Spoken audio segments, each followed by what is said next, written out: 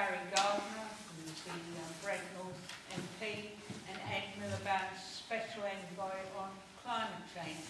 I have been told, Barry, that you like talking almost as much as I do.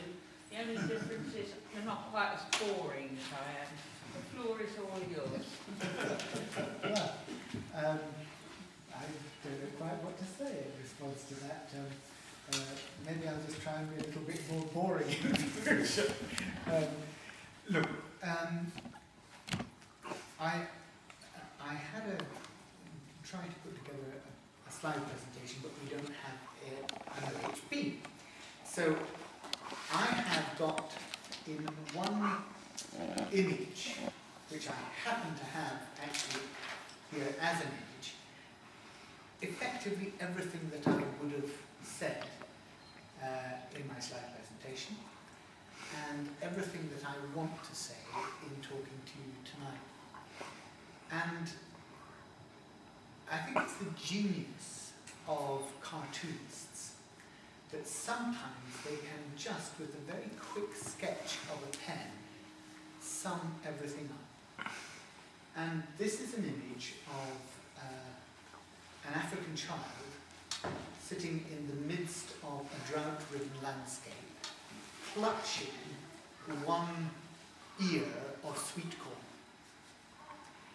And next to him is what one can only describe as a Western gentleman, dressed with top hat, etc., grabbing the ear of sweet corn from his hands and saying, "Excuse me, I'm going to need this to run my car."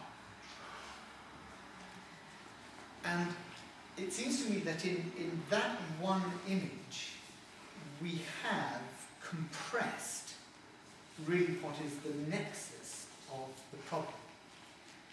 Because we have drought, we have poverty, we have food scarcity, we have biofuels and energy, and of course what it just screams of is injustice. And maybe I just pass it round so you can have a look at it and see if it impresses you as much as it does me.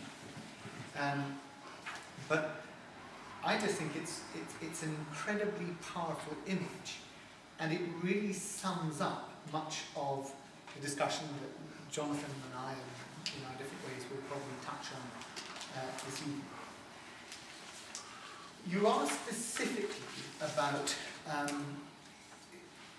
climate change, and how floods and water resource and food links into climate change.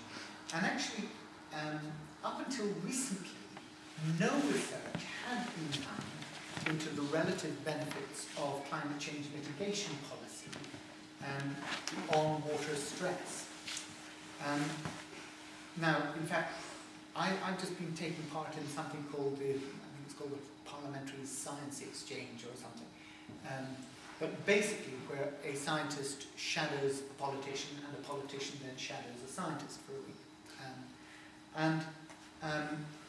I was lucky enough to have Simon Gosling as my shadow, and he's a professor at Nottingham, and as part of the Avoid programme, which has been run by the Met Office and DEC and DEFRA, he's sort of trying to plug that gap, looking at the impact of, or the potential impact of climate mitigation policy on water stress. And what he looked at was what would happen given unmitigated climate change. That he assumed meant a 4-degree change, a 4-degree increase in average temperatures by 2100. And then he compared that with the water stress in the world where warming was limited to the 2-degree target that has been set under the UNFCCC process. Now, let me say a little bit about water stress, first of all, because water stress is really a matter of, the important figures to remember, I suppose, are the 40% here. It's defined, water stress, as the point at which the aggregate impact of all users impinges on the supply and the quality of water that's including the environment, so that it can't be satisfied fully. So it's all the, basically all the demands on supply, the effect that all the demand for water has on supply and quality. And it's a function of the available water resource and the pressures on that resource. And it's often calculated as a region being stressed if withdrawals of water are greater than 40% of the available supply. And back in the year 2000, 40% of the world's population was exposed to high water stress. So that's why I said it's 40% to 40%. 40% is the figure that tells you whether a region is stressed, that is it extracting more than 40% of its available supply. And also, as long ago as 11 years, 40% of the global population was actually water stressed. 2.4 billion people exposed to water stress. Now, agriculture accounts for about 70% of the total water extraction that goes on. And we have added to all of that, of course, a decline in the ecosystems and ecosystem services that naturally capture and filter and store and release water, and they have a huge impact on the availability of good water quality.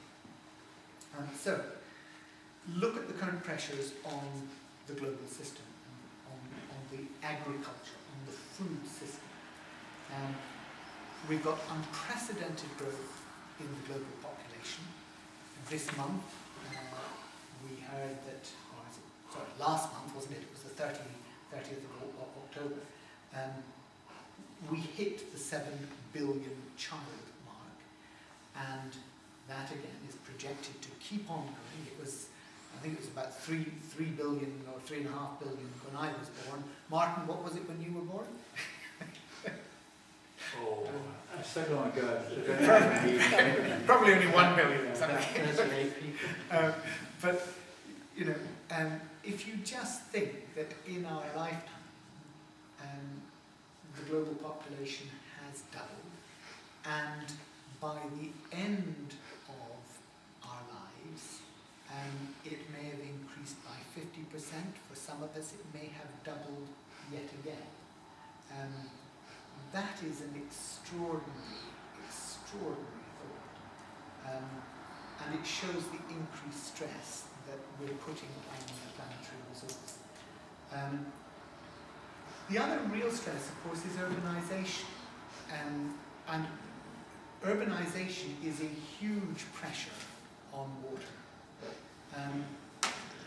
Increasing prosperity in some parts of the world and increased demand for a more varied and high-quality diet in other parts of the world. You've got competition for land, for water, for energy, and on top of all of this, you have the pressures of climate change. Now, the modelling that has been done shows a whole variety of impacts, both on China in particular. 2 of the models show considerable rise in temperature and reduction in water. 2 of the models don't. And of course, these are only models. It's very difficult to predict accurately what is going to happen. But what is absolutely clear is that in Europe, there is going to be greatly increased stress. In parts of Europe, we're going to see desertification, particularly in sort of Sicily and the southern parts of the Mediterranean. And the stresses that are going to come in place in Europe are really quite violent. So let's try and link it through to food. Agriculture, that accounts for about 12% of global greenhouse gas emissions.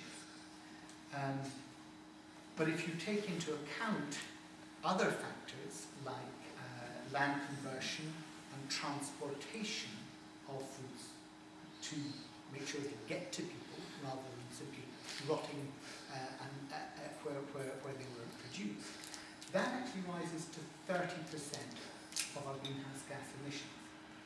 So available water resources in some regions, and certainly probably or almost certainly in Europe, could decrease by 50% by 2050.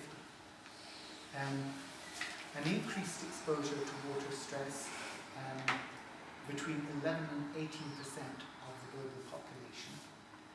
But of course in other regions you might find water increasing in availability. So this is not, it's not a net sum, and it can't be balanced off. And the difficulty here is this: in areas where we're going to see increased water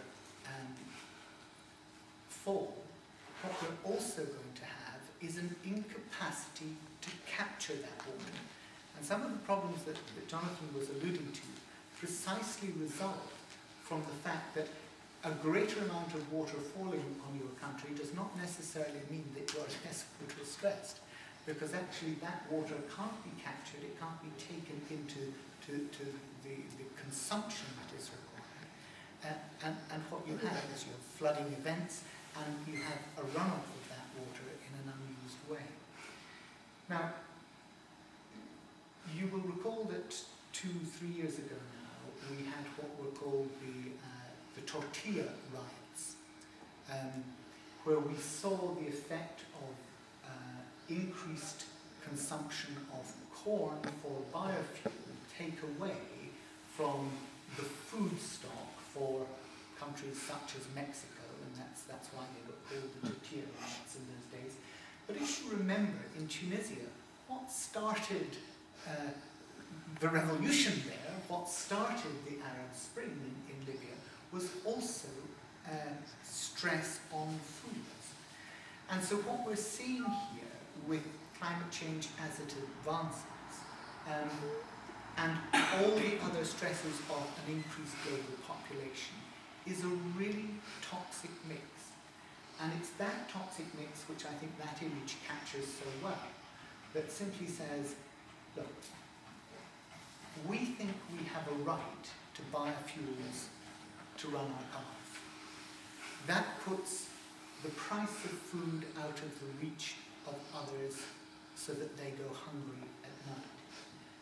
We are consuming, and it is our consumption patterns that matter when we look at climate change.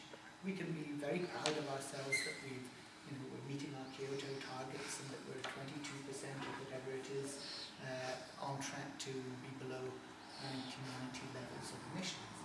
But if you look at our consumption patterns are up by at least 12% in carbon emissions. It's just we've exported those carbon emissions. And what we have to do is we have to start looking at global consumption patterns.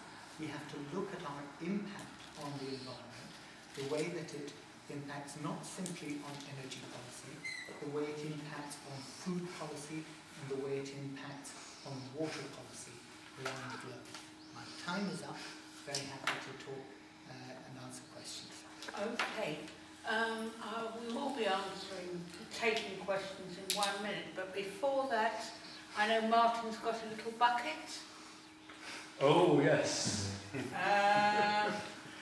Maybe Martin, you'll tell everybody what the bucket's for. Yeah, I'll do it very quickly because the discussion's really important.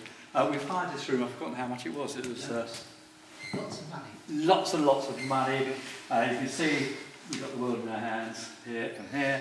I'm going to pass it around, and as usual, people appreciate it if it's paper so it doesn't make any noise while people are asking questions. If I can just pass it on. When you say people appreciate um,